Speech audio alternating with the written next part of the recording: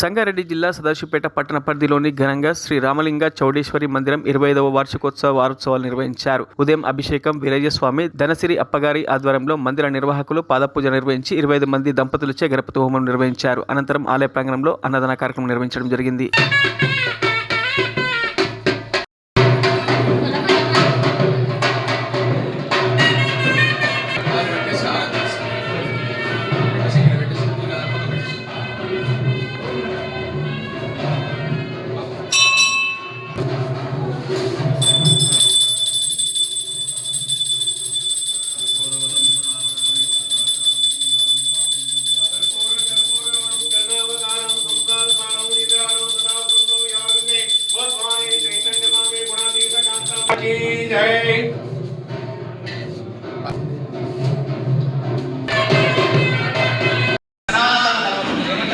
సనాతన ధర్మము ఈ లోపల హిందూ సంప్రదాయం పట్టు వచ్చింది.